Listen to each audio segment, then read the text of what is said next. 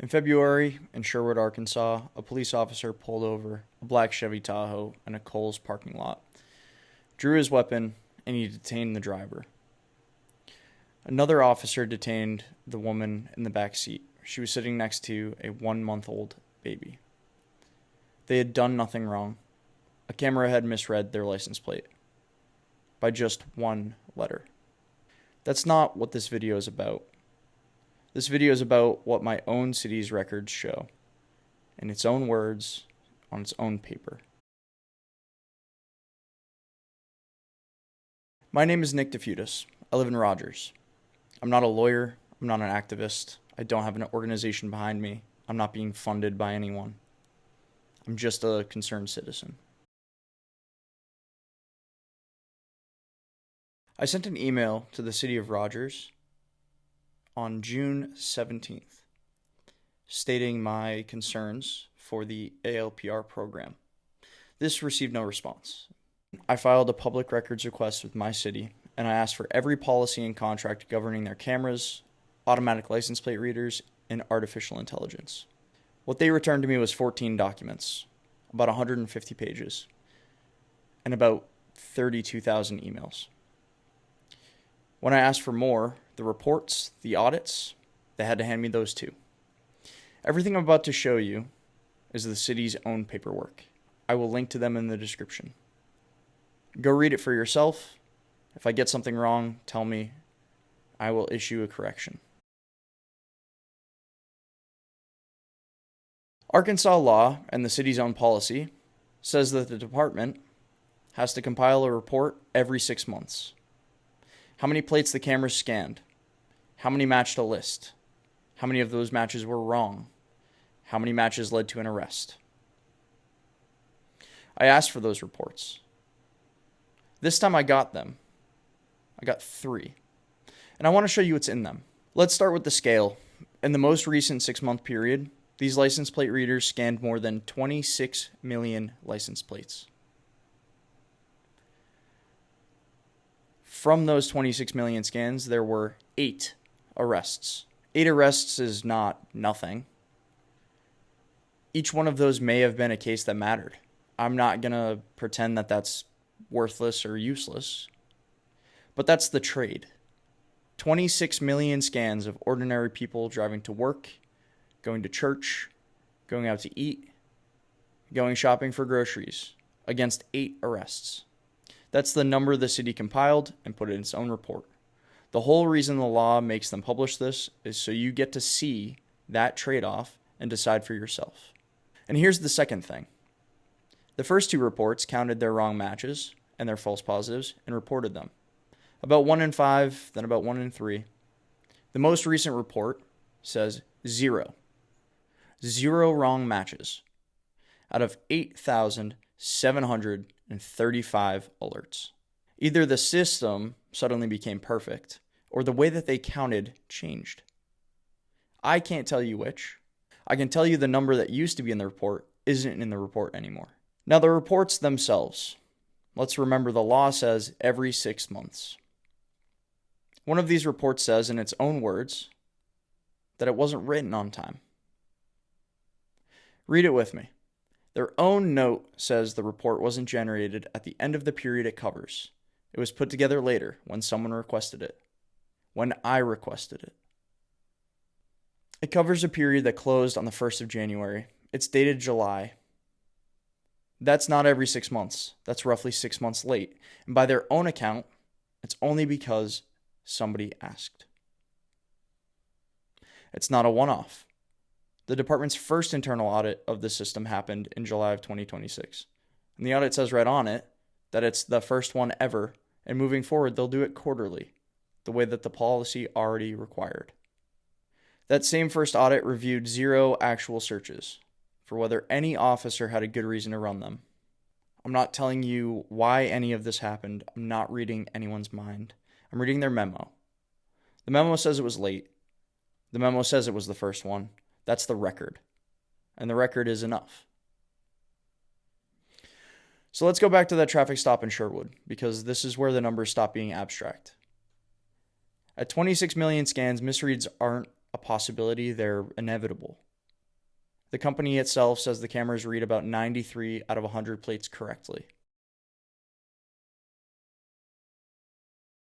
Almost every misread is going to be harmless.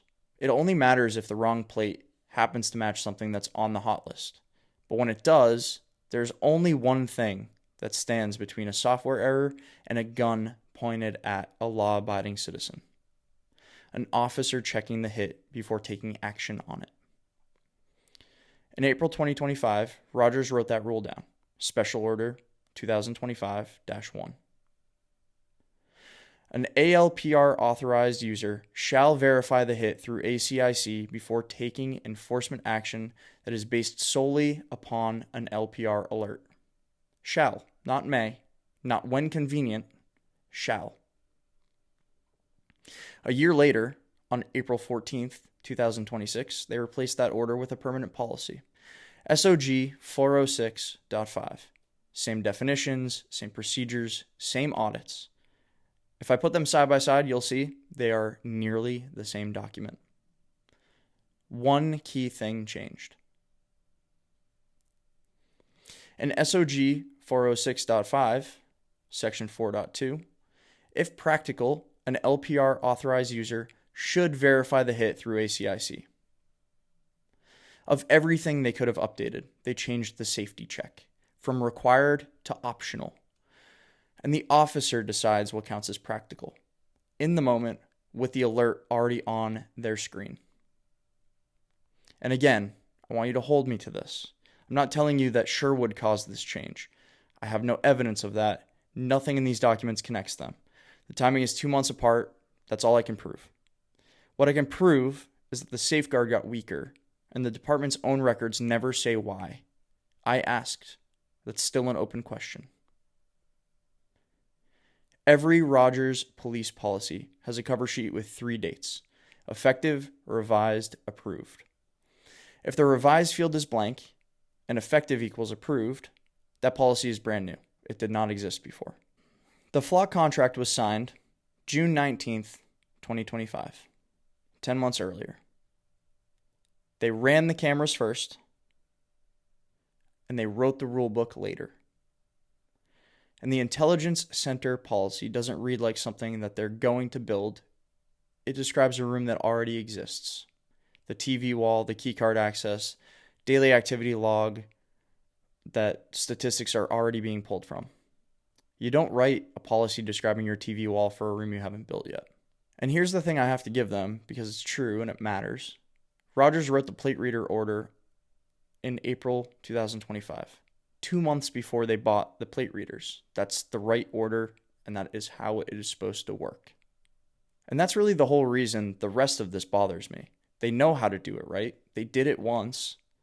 They just didn't do it for the camera network. And they didn't do it for the Intelligence Center. So what do I want? Just saying that cameras are bad is not an argument. That's not the argument I'm making. I want 3 things, and every one of them is something that Rogers already does somewhere else in their own rulebook. Number 1, put the word shall back in. 2, if an officer wants to pull footage from the camera in the interview room at the station, a commander has to approve it. They have to write down why, and their name goes on a log, auditable by the public. That's their policy. It's a good policy. The citywide camera network, the one pointed at you, requires none of that. Nobody has to say why. Nobody's name goes anywhere. Hold the street cameras to the standard they already hold the interview room to. That's the whole ask. 3, file the reports on time. Every 6 months, like the law says. Not when a resident finally files a request to shake one loose. None of this is radical. This isn't a far-flung city in California.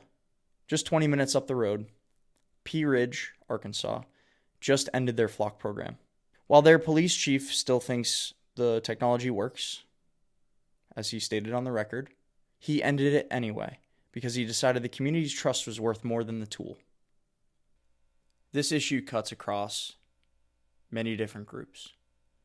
It's broadly bipartisan. It's not left or right. The ACLU is campaigning to get these cameras out. The Electronic Frontier Foundation has spent the last year documenting how police use them to track protesters without a warrant. 2 Republican congressmen have moved against them in Washington. One has filed a bill to rein them in. The other has announced a bill to cut federal funding for cities that run them. And the towns that are canceling their contracts run the whole spectrum, from Austin, Texas, Berkeley, California, Pea Ridge, Arkansas, right up the road. The EFF, which tracks these fights, said it plainly. The communities that are saying no are ideologically diverse. When you have a coalition that looks like that, the issue isn't with the technology, it's with the politics and the policies that rein in that technology. I am not asking anyone to be brave or to do anything silly. I am asking for logical consistency and application of internal policy across all programs within the department. All documentation used to create this video is linked below. You shouldn't take my word for it, you should take the city's word for it. If you're a resident of Rogers, Arkansas, I implore you to join the resistance and continue to exercise our rights in understanding the implications for this technology on our privacy and security. If you live anywhere else in the United States, I encourage you strongly to do the same. Get involved, go to city council, join meetings, make your voice heard. And again, if anything presented in this video is done so erroneously, I will issue a retraction or I will edit the video or video description to amend any mistakes that were made.